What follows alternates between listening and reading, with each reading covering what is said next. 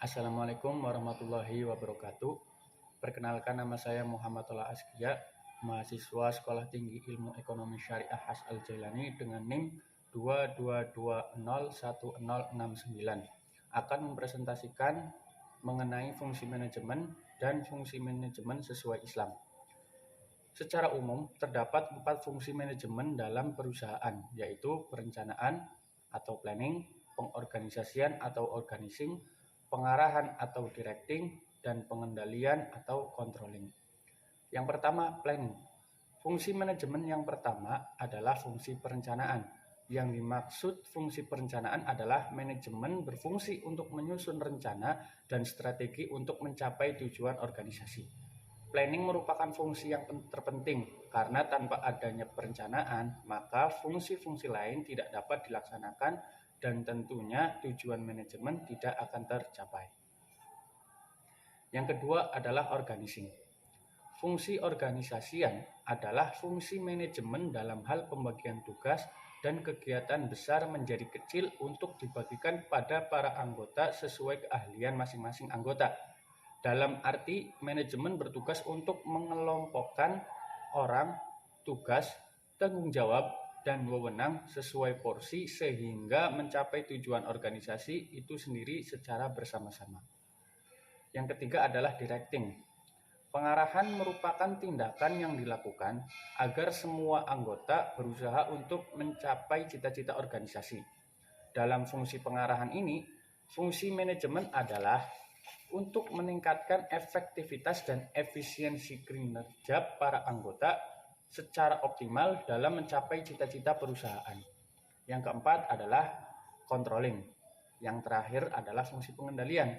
Maksudnya dengan fungsi ini adalah manajemen untuk menilai kinerja para anggota sesuai dengan standar yang telah dibuat, kemudian melakukan perubahan dan perbaikan jika terdapat hasil penilaian yang kurang baik.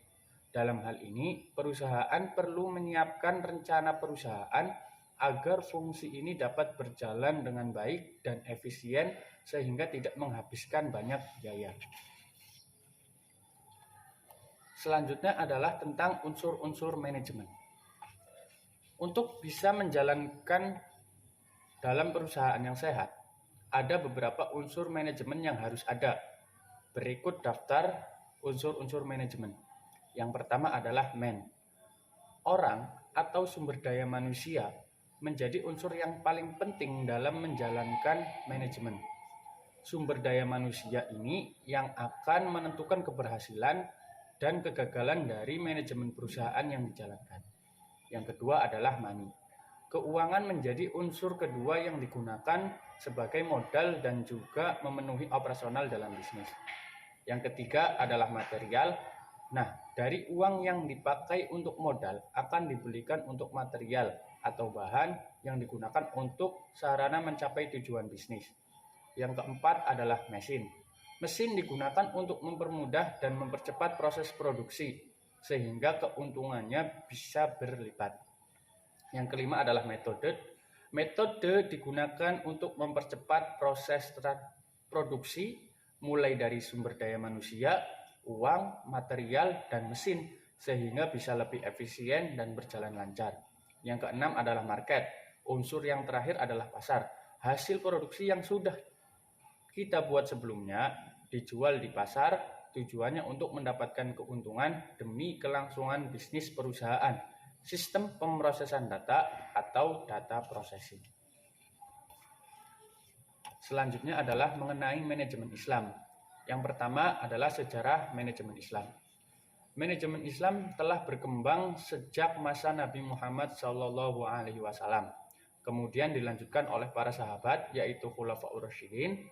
Salah satu sahabat yang paling inovatif dan cerdas adalah Khalifah kedua, yaitu Umar bin Khattab. Hal ini sangat beralasan mengingat beliau begitu banyaknya inovasi yang dilakukan. Tidak saja dalam bidang hukum, tetapi juga dalam bidang ekonomi, manajemen, dan pembaharuan lain berkaitan dengan politik. Salah satu karya yang menarik adalah manajemen Umar dalam mengelola harta dengan menggunakan Baitul Mal. Berkaitan dengan masalah perekonomian, Umar bin Khattab dipandang banyak melakukan inovasi. Hal ini dapat dilihat dari beberapa pemikiran dan gagasannya yang mampu mengangkat citra Islam pada masanya. Berikut beberapa bentuk praktik manajemen pada Khalifah Umar bin Khattab. Yang pertama, dalam bidang kenegaraan. Ketika daerah kekuasaan Islam semakin luas, Umar mulai memberlakukan administrasi negara dan membentuk jabatan keamanan serta tenaga kerja. Yang kedua adalah dalam bidang pertanian, Umar mengambil langkah-langkah penting, misalnya menghadiahkan tanah pertanian kepada masyarakat dengan syarat mampu menggarapnya, membuat saluran irigasi, serta mendirikan lembaga yang khusus untuk mendukung programnya tersebut. Yang ketiga, dalam bidang perdagangan, Umar menyempurnakan hukum perdagangan yang mengatur pajak dan mendirikan pasar-pasar yang bertujuan menggerakkan roda perekonomian rakyat.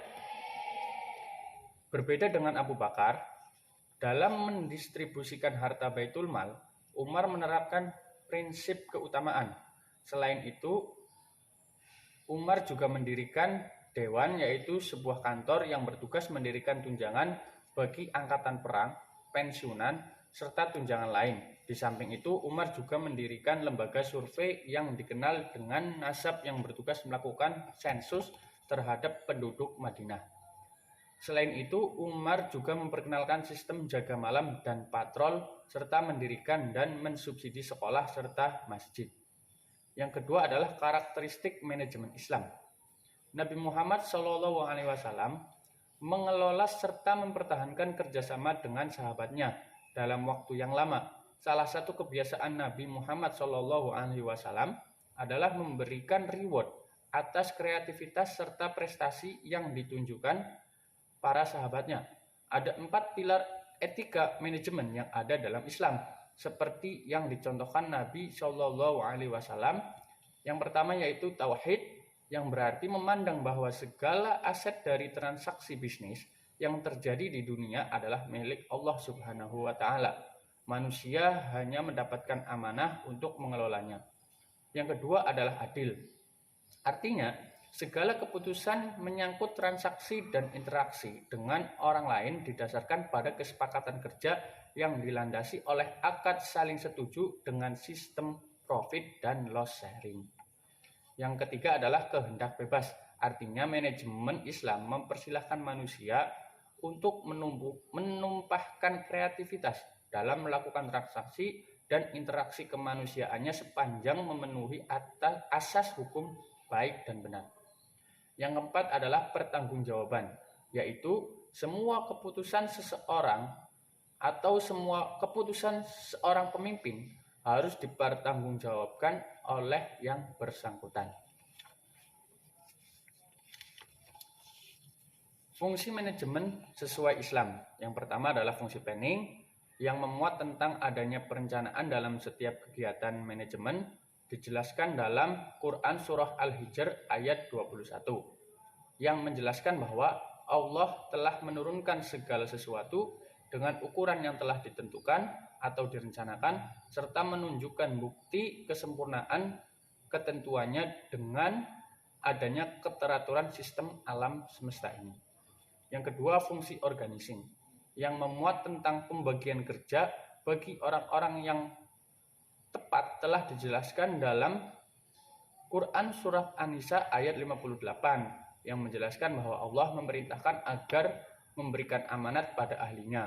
Adanya kemampuan yang sesuai antara kemampuan pelaksana tugas dengan tugas yang diembannya, serta tidak selayaknya untuk membebani seseorang dengan hal di luar kesanggupannya. Yang ketiga adalah fungsi actuating, yang memuat tentang bagaimana menjalankan tugas sesuai dengan yang telah direncanakan agar tujuan bisa tercapai, telah dijelaskan dalam Quran Surat As-Saff ayat 2-3, yang menjelaskan bahwa Allah melarang bahkan memberikan ancaman dengan kebenciannya pada orang yang hanya bisa berbicara tanpa diikuti dengan perbuatan. Jika ditarik dalam ranah manajemen, yaitu adanya suatu organisasi yang bisa merencanakan tanpa adanya realisasi terhadap rencana tersebut. Yang keempat adalah fungsi controlling, yang memuat tentang adanya pengawasan terhadap segala sesuatu yang dilakukan oleh yang dilakukan telah digambarkan dalam Quran surat Al-Isra ayat 13 yang menjelaskan bahwa Allah selalu mengawasi hamba-hambanya dimanapun, kapanpun, bersama siapapun, serta dalam kondisi apapun. Yang kelima adalah fungsi evaluating yang memuat tentang bagaimana suatu diri atau organisasi hendaknya melakukan introspeksi terhadap apa yang telah dilakukan sehingga bisa mengetahui apa yang kurang dan harus diperbaiki, serta apa yang dirasa baik dan harus ditingkatkan lagi untuk mencapai diri atau organisasi yang lebih baik lagi. Telah dijelaskan dalam Quran surat Al-Hasyr ayat 18 yang menjelaskan tentang perintah Allah keadaan orang-orang yang beriman agar melakukan introspeksi terhadap apa yang telah dilakukan sebagai bekal hari esok. Sekian dari saya, kurang lebihnya mohon maaf. Wallahul muwaffiq ila aqwamit thoriq. Wassalamualaikum warahmatullahi wabarakatuh. Like kalau Anda suka, dislike kalau Anda tidak suka. Sampai lagi di video selanjutnya.